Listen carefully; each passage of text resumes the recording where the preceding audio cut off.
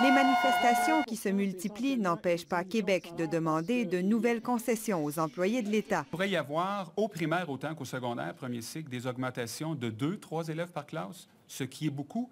Et dans le pire des scénarios, ce qu'on a évalué, ça sera démontré, 4 ou 5 élèves aussi.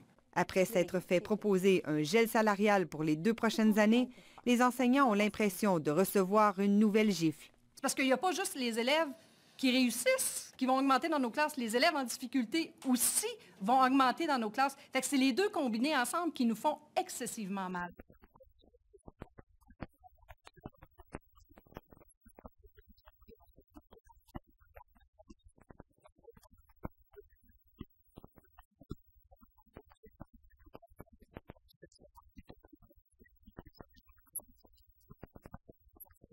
Les professeurs trouvent que le Québec rate la cible. En éducation, on parle d'humains. Ce sont des humains qui sont là et on a l'impression qu'on oublie cet aspect humain-là, que présentement, on ne parle que de chiffres. Vous avez parlé d'horreur, de recul, de coups de balai. Qu'est-ce qui fait le plus mal dans tout ça? Ce qui fait le plus mal, c'est le manque de respect envers la profession. Tout l'automne, on s'est promené partout au Québec, où la population, les parents du Québec, nos familles nous ont dit à quel point ils comprenaient notre profession, à quel point ils aimaient les enseignants au Québec. Et hier, ce qui nous arrive, c'est une gifle en plein visage. Le gouvernement, c'est pas le Père Noël, là.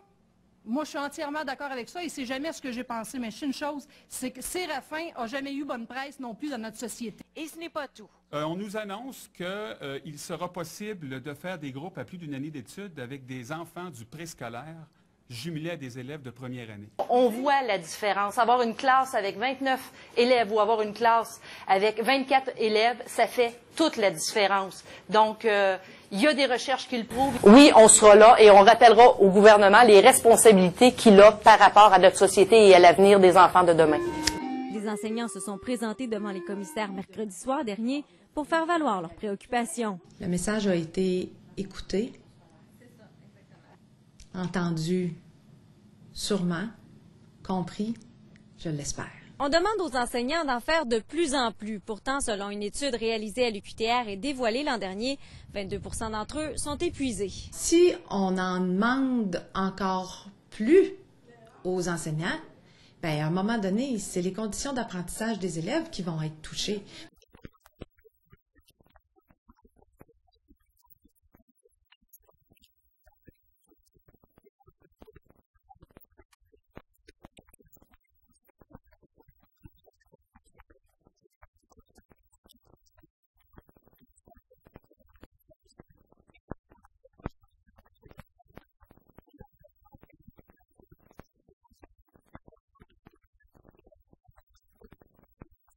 Ils accusent le gouvernement Couillard de vouloir retourner à l'époque des filles de Caleb. Alors, des calèches qui ont défilé, la manifestation qui a commencé devant l'Assemblée nationale. Par la suite, on s'est promené sur Grande Allée pour se rendre finalement sur le boulevard René-Lévesque devant les bureaux du comité patronal de négociation. La manifestation était organisée par la Fédération des syndicats de l'enseignement qui regroupe 35 syndicats représentant plus de 62 000 enseignants.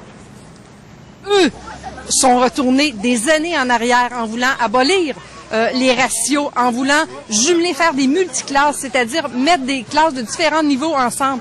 En éliminant les services, on nous dit maintenant que quand on va calculer des ratios, le nombre d'élèves dans une classe, on ne tiendra plus compte des élèves en difficulté. L'éducation, c'est important pour la population et on voit une grande manifestation des parents présentement qui prennent la parole et qui disent « Non, touchez pas à nos enfants ».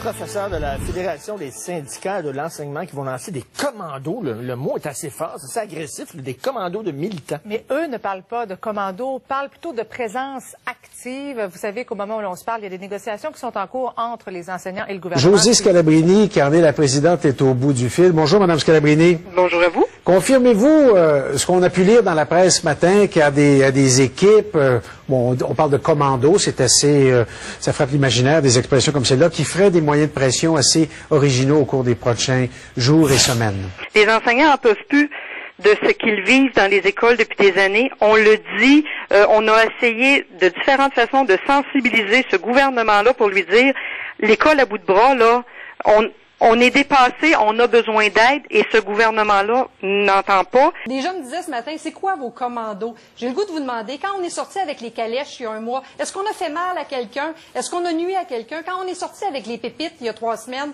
devant le MELS pour dire au ministère, si vous voulez pas venir dans les classes, nous, on va s'approcher de vous. Non, on a été présents, on a voulu signifier au gouvernement que dans nos classes, on n'en peut plus, que dans nos classes, on a besoin d'aide. Complexe Desjardins, ce midi, des manifestants, vous le voyez, sont invités à un dîner-conférence du ministre de l'Éducation, Yves Bolduc. Il donnait un discours sur la persévérance scolaire. Les policiers ont dû intervenir pour les expulser, en fait. Un peu plus tôt, les syndiqués du réseau de l'éducation avaient tapissé, vous le voyez, l'atrium du Complexe Desjardins. On a aujourd'hui un ministre de l'Éducation qui s'en va parler à des gens d'affaires pour parler de persévérance scolaire.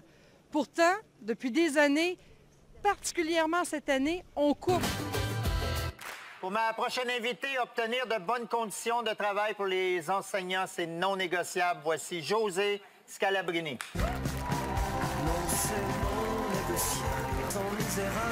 Madame Scalabrini, bienvenue à Tout le monde en parle.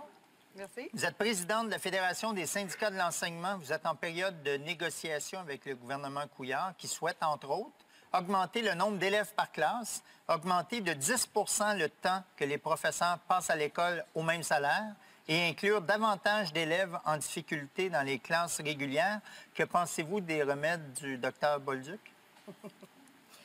À un moment où les enseignants réclament depuis plusieurs années un peu de valorisation pour leur profession, pour le travail qu'ils font au quotidien, recevoir une gifle en plein visage juste avant les fêtes, c'est un dur coup pour la profession enseignante. Heureusement, si on avait besoin de quelqu'un pour motiver les enseignants à dire « là, la coupe déborde », il a fait la meilleure chose qu'il pouvait faire comme gouvernement. Il a motivé les troupes et maintenant, les enseignants disent « non, on ne peut plus accepter ces conditions-là ». Ça fait trop longtemps qu'on se bat pour la réussite des élèves. On va le faire jusqu'au bout, le combat. Madame Scalabrini, en terminant, vous êtes professeur, vous lui donnez quelle note à votre ministre de l'Éducation? En début d'année, la présidente de ma centrale avait dit qu'on avait un élève à risque. Moi, je vous dirais qu'on est au 2e bulletin, là. Oui. On a des troubles d'apprentissage, peut-être. Merci, madame.